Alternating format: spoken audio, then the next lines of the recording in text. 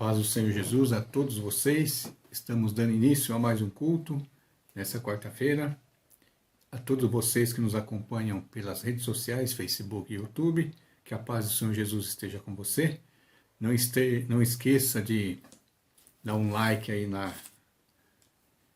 nosso vídeo, né? Para que possamos divulgar mais e também para que o Evangelho seja mais propagado. Também você que vai nos acompanhar, você pode colocar o seu pedido, que nós na igreja estaremos intercedendo por você, tá? Vamos então pedir a bênção de Deus aqui, fazer uma leitura e em seguida orar, pedir a bênção de Deus para nós aqui que estaremos falando e para vocês aí que irão nos acompanhar nessa mensagem. Hoje nós iremos falar sobre os Salmos 32, né? Salmos 32, a graça do perdão.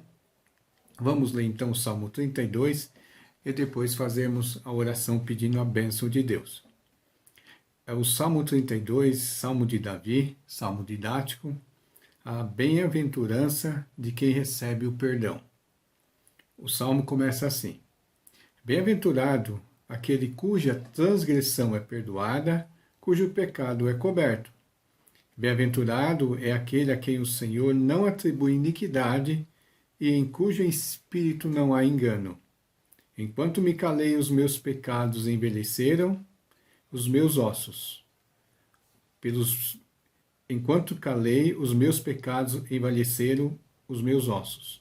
Pelos meus constantes gemidos todo o dia, porque a tua mão pesava dia e noite sobre mim, e o meu vigor secou-se como no calor do verão. Confessei-te o meu pecado, e a minha iniquidade não mais ocultei. Eu disse: confessarei ao Senhor as minhas transgressões, e tu perdoastes a iniquidade do meu pecado.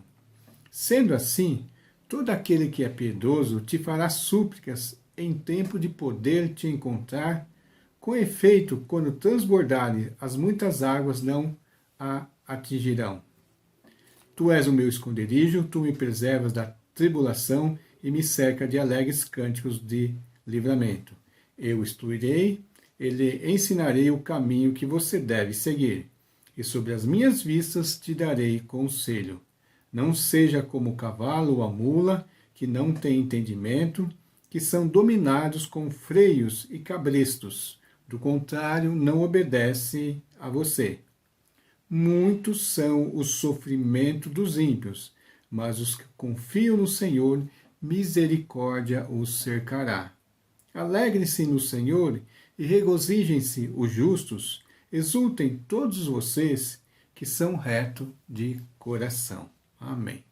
Senhor Deus e Pai, grandioso Senhor Salvador, nesse momento nós estamos falando da Tua Palavra, Senhor, meditando a Tua Palavra, ensinando a Tua Palavra e aprendendo a Tua Palavra, Senhor. Vem abrir, Senhor, os nossos corações para que a luz da Tua Palavra ilumine lá o mais recôndito do nosso ser, Senhor, para nós vermos os nossos erros, Senhor, vermos as nossas transgressões, Senhor, e nos amoldarmos à Tua Palavra e confessarmos os nossos pecados, meu Pai. No nome santo de Jesus, nós pedimos tudo isso, pedimos a bênção a cada ouvinte, cada pessoa que está nos vendo no vídeo, Senhor, que a Tua graça, a Tua bênção esteja sobre a vida dele também e que a Tua palavra tenha um efeito, Senhor, salvador na vida de todas as pessoas, meu Pai. No nome de Jesus, amém, amém.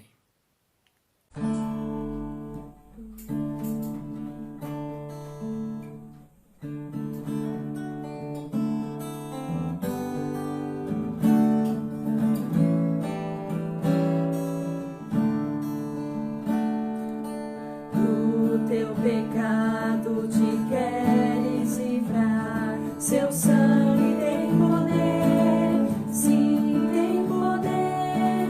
Almejas tudo maligno.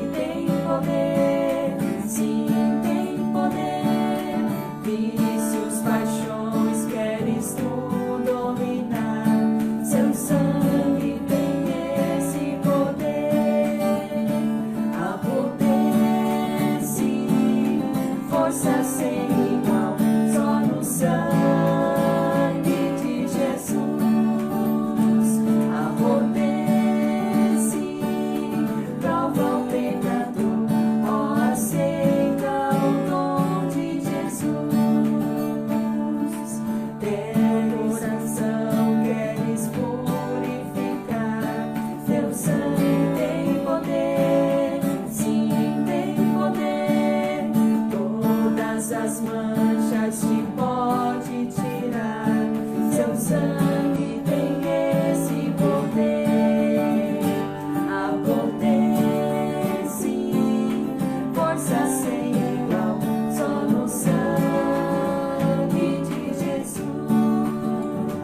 Há poder, sim, prova o pecador, ó, aceita o dom de Jesus. Queres entrar no serviço real? Seu sangue tem poder, sim, tem poder. Queres também ser um servo leal? Terás o seu sangue o poder. Há poder, sim, força sem igual, só no sangue de Jesus. Há poder, sim, prova o pecador, ó, aceita o dom de Jesus. Há poder, sim, força sem igual, só no sangue de Jesus. Há poder, sim, prova o pecador, ó, aceita o dom de Jesus.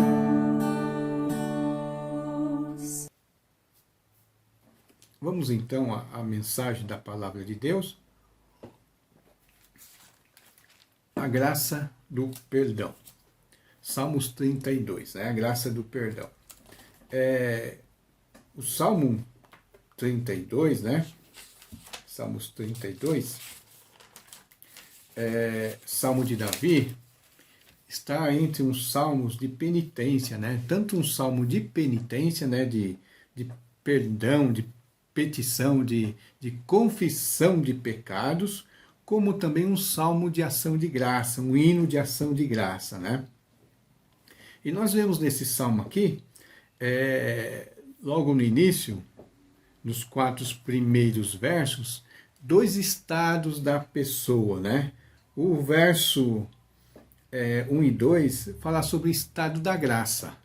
Ele começa assim: bem-aventurado aquele cuja transgressão é perdoada e cujo pecado é coberto.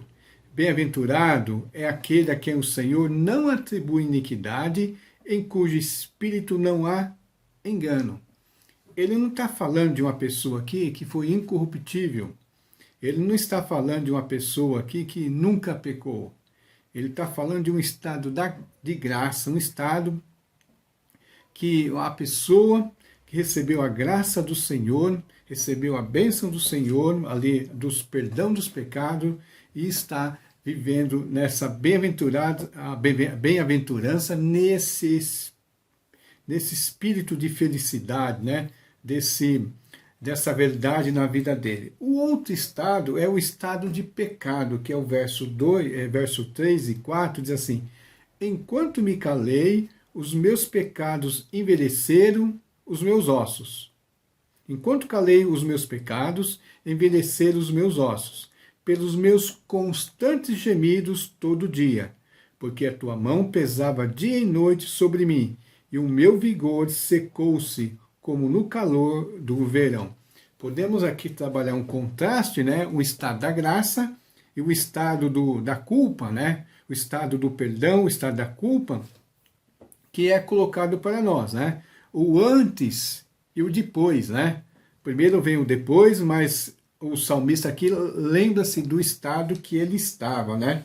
O estado de pecado. Então, o estado da graça é um estado de felicidade, um estado de perdão, né? Um estado de verdade, um estado de saúde, né? Enquanto o estado de pecado é um estado de doença, envelhecimento, gemido, a mão de Deus pesando, fraqueza, né? O que ele fala aqui: enquanto me calei, envelheceram-se os meus ossos, né? E ele fala: pelos meus constantes gemidos todo dia, gemendo, né? Porque a mão de Deus pesava sobre ele. E ele fala que o vigor dele, a força dele, né? secou-se como uma folha no calor do verão. Então ele tinha diante dele dois estados, né? Aqui podemos ele está colocando assim uma situação que ele viveu, né? E ele coloca os dois estados, mas agora ele apresenta para nós também, né? E você preste atenção, né? Ele coloca dois estados e aí ele fala como é que ele saiu de um, né? Como é que ele saiu desse estado de envelhecimento, de fraqueza, de gemido, de peso, né? De opressão, para um estado de bem-aventurança, de felicidade, de força, né? De estar diante de Deus em verdade. Como é que ele fez? Qual foi a maneira como é que ele saiu desse estado de infelicidade para esse estado de felicidade, né? Do estado da culpa para o estado de perdão, né? Como é que ele fez? Como é que ele saiu de um para o outro? Ele foi para um outro, para uma situação de confissão, né? Ele está falando assim, ó, eu estava nessa situação, mas eu agora estou nessa. Por que eu estou nessa? Confessei o meu pecado e a minha iniquidade não mais ocultei. Ele fala assim, confessei o meu pecado e a minha iniquidade não mais ocultei. Eu disse, ele fala para ele mesmo, eu disse, confessarei ao Senhor as minhas transgressões e tu perdoastes a iniquidade do meu pecado. É isso que está falando para nós. Ó. Existia um estado de fraqueza, de opressão, mas eu fui para um estado de bem-aventurança, né? Um estado de bem-aventurança, de confissão. Podemos fazer uma parte aqui. Hoje, muitas vezes, o evangelho que é pregado nas igrejas hoje não é mais um evangelho de confissão que leva ao arrependimento, que leva à conversão, que leva à felicidade das pessoas. Porque o maior problema do ser humano não é as questões financeiras, não é a saúde, o maior problema do ser humano é o pecado, né? O maior vírus que mais mata as pessoas, que mais leva infelicidade às pessoas é o vírus do pecado, é o vírus que traz infelicidade, é o vírus que traz o afastamento de Deus. E tanto que ele fala assim, enquanto ele não confessava os pecados, enquanto ele calava acerca dos seus pecados, ele falou que ele envelheceu os ossos dele. Ele estava definhando, né? Definhando. Se você não chegar nesse estágio, né? Você vai numa igreja, você vai lá falar só aqueles sermões de vitória, que você já é vitorioso, que você não precisa fazer nada, que você não precisa... Mas foge de você o quê? A felicidade, a comunhão com Deus, porque você nunca vai estar diante de Deus, né? Você nunca vai estar diante de Deus perdoado, né? O interessante aqui, que ele fala assim, a quem o Senhor não atribui a iniquidade, né? No verso 1, essa transgressão, esse pecado, é aquelas atitudes que nos afastam de Deus, que nos levam para longe de Deus, faz com que nós vamos além do limite estabelecido por Deus das coisas, né? Então, mas se existe um estado de êxtase, né? Um estado de êxtase que você pode alcançar, um estado de perdão, e você está vivendo num entorpecimento, num envelhecimento, num gemido, numa amargura, o que você deve falar? Confessar os pecados. Então, o salmista ele colocou duas situações. Antes do perdão, vivendo sobre o pecado, e depois do perdão, da confissão, né? E ele coloca que ele confessou o pecado. Ele confessou o pecado, ele se entregou a Deus, ele acertou a vida dele com Deus. E ele chega a uma conclusão aqui no verso 6. Ele chega à conclusão, né? E aqui ele fala assim, sendo assim, todo que é piedoso, né? Piedoso é que é a pessoa que honra a Deus, te fará súplicas em tempo de poder te encontrar. Assim como ele confessou a transgressão dele, assim como ele se livrou da culpa dele, ele também convida as pessoas. Assim, todo aquele que é piedoso, todo aquele que no decorrer da sua vida, no decorrer das circunstâncias, ele foi além do estabelecido por Deus, né? Mas ele quer se recuperar, quer voltar ao momento de ter uma comunhão, ter uma piedade com o Senhor. Ele fala assim, todo que é piedoso te fará súplicas, né? Em tempo de poder encontrar, com efeito, quando transbordares, as muitas águas não afligirão, né? Então isso é o que leva, né? Enquanto longe de Deus, no pecado, na opressão do pecado, você não encontra nada. Quando você confessa o seu pecado, além de você ter o seu pecado perdoado, o que você tem? Você tem a proteção de Deus, né? Assim, todo aquele que é piedoso te fará súplicas em tempo de poder te encontrar, com defeito, quando transbordares as muitas águas, né? As águas da culpa, né? As águas das circunstâncias, as águas das acusações, né? Não encontrarão, porque Deus é o esconderijo, tu me preservas da tribulação e me cerca de alegres cânticos. Por isso que eu falei que além de ser um salmo penitencial, né? De fazer penitência, é um salmo, é um hino de louvor, né? Um hino de gratidão, porque fala assim, tu és o meu esconderijo, tu me preservas da tribulação e me cerca de alegres cantos de livramento. Tu és esconderijo, né? Igual o Salmo 91, que falou que aquele que habita no esconderijo do Altíssimo, né? Então essa aqui é a proteção que nós temos, né? Do perdão do pecado. Esse salmo aqui vai ser usado por Paulo, né? Na questão da graça de Deus, né? Do sacrifício de Jesus, porque quando ele fala assim, Deus não atribui iniquidade a nós, não atribui pecado, não é que Deus deixa passar, né? Não é que Deus vai deixou passar a nossa culpa, né? A nossa culpa continua sendo nossa culpa, mas só que alguém pagou a nossa culpa em nosso lugar.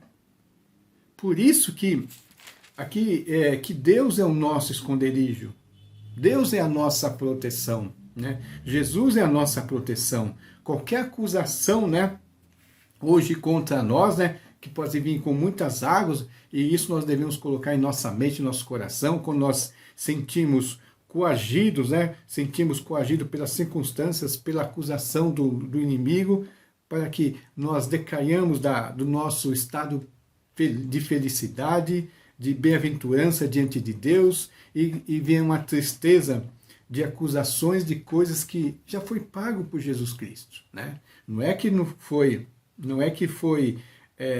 atribuído a nós, foi atribuído a Jesus, né? Foi atribuído a Cristo, né? A nossa iniquidade foi perdoada em Jesus. Então, nós que deveríamos ter a nossa culpa foi atribuída a Jesus, já a justiça de Jesus foi atribuída a nós. Houve uma inversão, né? Como diz um louvor, Cristo morreu a nossa morte para que possamos viver a vida dele, né? Possamos viver a vida dele. Então, não importa a nossa vida, o que nós fomos no passado. O que importa é a nossa confissão diante de Deus, nós fazemos súplicas e recebemos o perdão. Muitas vezes nós não recebemos, nós não temos uma vida de felicidade, uma vida de saúde, primeiro porque pode ser que nós não admitimos que nós cometemos pecado. Nós nunca vivemos uma vida moralista, né? E nós achamos que nós somos muito bons e nós nunca pensamos na possibilidade que nós somos pecadores. Então nós vivemos o quê? Sem nenhuma confissão, sem entregar esse fardo, né? E nós nunca vamos poder desfrutar da graça de Deus, desse presente, enquanto nós não abrimos mão também do nosso pecado e colocarmos em Deus, né? Que Ele através da nossa confissão, né? Através da nossa confissão. E outra maneira é as pessoas que, desconhecendo, né, a graça de Deus, desconhecendo o poder da confissão em nome de Jesus, passam a vida toda amargurada, cheia de pecado, né? Nunca sentindo seus pecados perdoados, porque não vê em si mesmo nada de bom que Deus possa aceitar, para que Deus possa perdoá-lo. Mas Paulo, como está falando lá em Romanos sobre a obra de Cristo, sobre a graça e sobre a nossa não obra, ele fala isso, que Deus atribui, né, a nós a obra de Cristo sem nós fazermos nada, porque nós não fizemos nada para ter os nossos pecados perdoados, mas Cristo fez tudo para que os nossos pecados fossem perdoados. Então nós devemos saber das coisas, saber da obra de Cristo, daquilo que Cristo fez e porque nós temos os nossos pecados perdoados. Aí nós podemos então ter isso, que Deus é o nosso esconderijo, que Jesus é o nosso esconderijo e que Ele vai nos preservar da tribulação. Muitas vezes nós não avançamos, nós não chegamos à maturidade espiritual, por quê? Nós sempre estamos achando que, percebendo que nós não merecemos. E não merecemos mesmo. Tanto que não é uma coisa de merecimento, é uma coisa de atribuição. O mérito de Cristo atribuído, né? Agora, o verso 8 tem uma coisa importante, né? Que lembra o que Jesus falou. Jesus fala lá em Mateus 11, 28, Mateus 11, 28, até o verso 30, ele fala assim: venham a mim todos vocês que estão cansados e sobrecarregados, e eu vos aliviarei. Lembre-se que no verso 3, né, e 4, ele fala: enquanto me calei, os meus pecados envelheceram os meus ossos, pelos meus constantes gemidos todo dia, porque tua mão pesava dia e noite sobre mim. E o meu vigor secou-se como o calor do verão. Aí Jesus fala assim, ó: vinde a mim, todos que estáis cansados e sobrecarregados, e eu vos aliviarei. Tomem sobre vocês o meu jugo e aprendam de mim. Ó. Tomem o meu jugo. A obra de Cristo atribuída a nós. Nós abrimos mão do nosso orgulho, daquele que nós somos, confessamos o nosso pecado, confessamos a nossa fraqueza e reconhecemos que nós não somos nada sem a graça de Deus. A justiça de Cristo atribuído a nós. Isso é tomar o jugo de Jesus, andar com Jesus. E aquilo que nós sofreríamos, Cristo sofreu. E ele fala assim: então aprendam dele, aprendam de mim, porque eu sou manso e humilde de coração, e vocês acharão descanso para a sua alma, porque o meu jugo é suave e o meu fardo é leve. E aqui no verso 8, o salmista fala assim, ele coloca Deus falando, né? Enquanto ele fala, eu disse, aqui fala assim, Deus falando, eu instruirei, ele ensinarei o caminho que você deve seguir. Qual o caminho que eu devo seguir? O caminho da confissão, o caminho do jugo de Jesus, né? O caminho do alívio de Jesus, o caminho de descanso de Jesus, o caminho do jugo suave e do fardo leve de Jesus. Então ele fala assim, vinde a mim todos que estáis cansados e sobrecarregados, e eu vos aliviarei. Aprendam de mim. Aprendam de mim.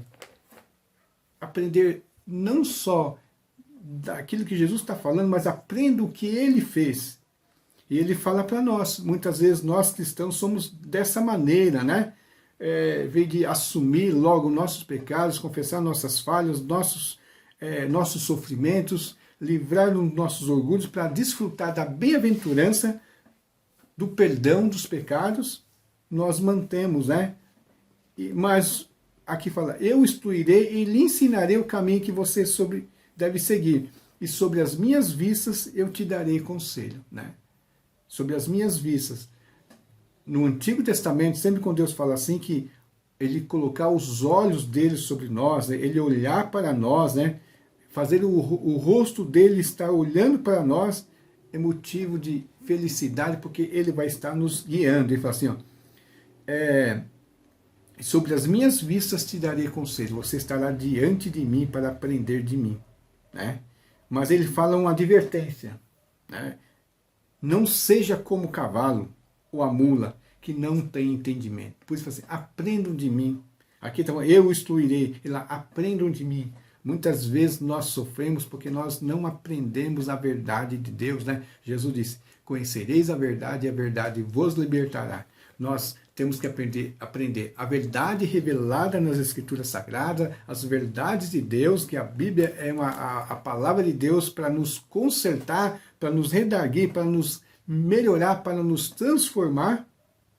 Mas muitas vezes nós não queremos abrir mão, aí nós não somos mais ou menos cavalo ou mula que não tem entendimento, que são dominados com freios e caprichos, né? Do contrário, não obedecem você. Aqui, no verso 4, fala que a mão de Deus pesava sobre ele. E aqui está falando que se nós procuramos seguir o caminho de Deus, mas muitas vezes nós somos como um cavalo, uma mula, sem entendimento, porque nós não crescemos, nós não queremos nos aprofundar, conhecer, realmente nos apropriar das verdades bíblicas, né? Como lá em Hebreus, o autor de Hebreus chama a atenção do povo lá, que eles já deveriam ser maduros, mas eles nem estavam começando a engatilhar, porque eles não quiseram se aprofundar na revelação de Deus. E muitas vezes o cristão vai no céu, vai chegar no céu, mas vive uma vida aqui diante de Deus, poder ter uma vida melhor, mas ele vive dominado pelo sofrimento ou a obra de Deus na vida dele, né? Mas tentando jogar ele de um lado para o outro para que ele não se desvie totalmente, né? Mas outro contraste aqui, ó, de novo, né? Aí fala assim, se nós não seguimos o conselho de Jesus, né, o conselho do salmista de confessar, ele fala, o verso 10 diz assim, ó, muitos são os sofrimentos do ímpio. Muitos são os sofrimentos. Aqueles que, no verso 5, fala assim, todo que é piedoso, né? Muitos são os sofrimentos dos ímpios. Lá, os piedosos, aquele que é piedoso, o que é? O piedoso é o contrário do ímpio. O ímpio é aquele que faz impiedade, aquele que nega a piedade, aquele que faz as coisas para afrontar Deus, para que não dá honra a Deus. Então, o piedoso, quando erra, ele faz súplicas, né? E vai encontrar Deus, vai encontrar perdão. Mas o ímpio terá muito sofrimento. Mas fala assim, mas os que confiam no Senhor, a misericórdia o alcançará. Aqui, irmãos, confiar no Senhor como? Confiar em Deus, que Deus vai me dar saúde. Confiar em Deus, que Deus vai me dar uma casa. Confiar em Deus, que Deus vai me dar um emprego maravilhoso. Não, confiar em Deus, que Deus fez uma obra maravilhosa na nossa vida. Que Deus enviou o Filho dele para morrer por nossos pecados. Deus amou o mundo de tal maneira que deu seu Filho unigênito para que todo aquele que nele crê não pereça, mas tenha vida eterna. Não é só para, não é principalmente para ganhar carro, ganhar casa, é para que não pereça, não sofra, né? Deus amou o mundo para que todo aquele que nele crê não pereça, mas tenha vida eterna. Aqui, muitos são os sofrimentos do ímpio, mas os que confiam no Senhor. Você confia nessa palavra que Deus enviou o seu Filho para morrer para o nosso lugar? Você confia que o verso 2 aqui, que nós somos felizes porque a nossa culpa, a nossa iniquidade, né, e não é uma mentira, foi atribuído, né, o nosso pecado, a nossa culpa em Jesus Cristo? E não há engano em nós mais? Às vezes nós olhamos assim, onde fala que nós somos justos, né? Mas aí nós olhamos para nós e vemos, poxa, eu não sou nem um pouquinho justo. Mas por quê? Nós somos injustos mesmo nos nossos atos. Nós somos justos nos atos de Jesus. Confiamos não na obra que nós fazemos, mas a obra que Cristo fez. Tá? E, para terminar, né, muitos são os que confiam no Senhor, a misericórdia o alcançará. Novamente, um convite de alegria, né? Do modo que começa o Salmo, diz assim: alegrem-se no Senhor, regozijem-se, ó justos, exultem todos vocês que são retos de coração. Ó, o verso 1 falou, o verso 2 que está falando, né? Eu falei o 1, mas é o 2, cujo espírito não é engano. Porque a retidão de Cristo foi atribuída a nós. A justiça de Cristo foi atribuída a nós. Então nós podemos nos alegrarmos no Senhor, regozijarmos nele como justos, estar extasiado, né? Ser bem-aventurado, estar feliz. Nós que somos retos de coração pela obra que Cristo fez em nós. Por isso, feliz é aquele bem-aventurado, aquele cuja transgressão é perdoada e cujo pecado é coberto. Por quê? Pela obra de Cristo. Nós temos que colocar isso em nossa mente e nosso coração. A obra de Cristo nos salvou. Esse salmo é um salmo que está falando da obra de Cristo realizada na vida de Davi e na vida de todos os servos de Deus hoje. Todos os povos, todos os homens e mulheres de Deus, todos aqueles que servem a Deus, têm que estar firmado nessa verdade. A obra de Cristo na cruz do Calvário é que nos colocou nessa situação de perdoados, justificados, santos diante de Deus. Amém. Amém.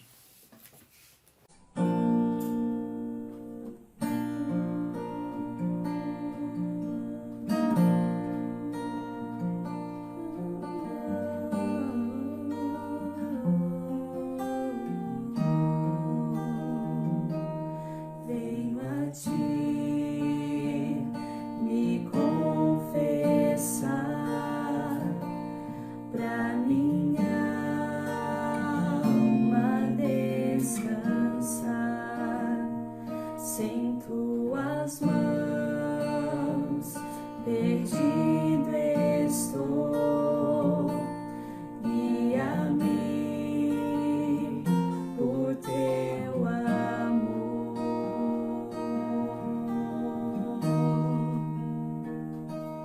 Ó Senhor, de ti preciso,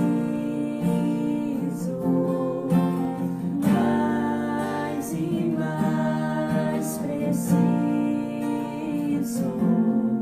meu defensor, justo e fiel, de ti eu preciso. Amém, Jesus, precisamos de ti.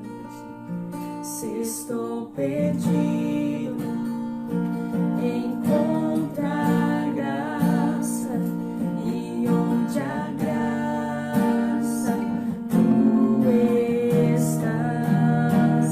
Se estás aqui, a liberdade,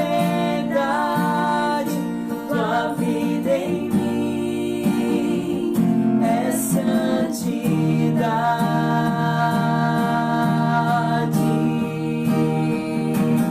Ó Senhor, de ti preciso,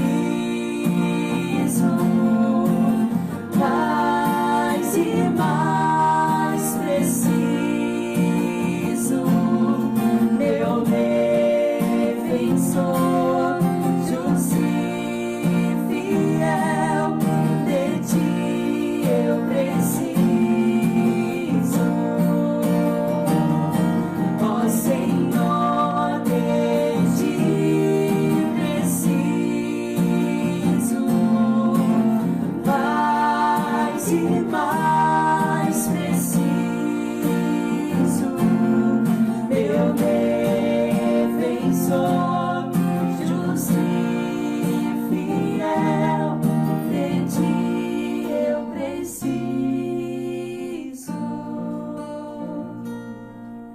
E quando a tentação surgir,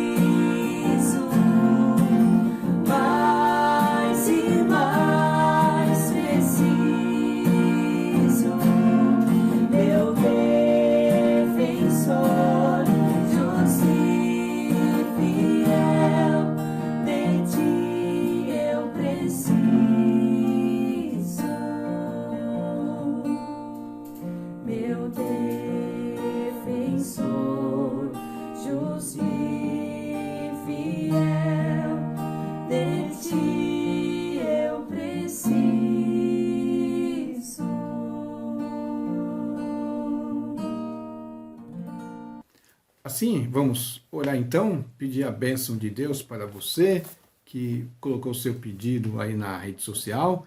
Teus irmãos vão estar orando por você e também a todos os irmãos que estão nos acompanhando estarão orando, né? Vamos orar, pedir a bênção de Deus para todos nós aqui, para mim que estou falando aqui, por o pessoal que cantou, para cada um que está assistindo pelo Facebook, YouTube, não sei onde, né?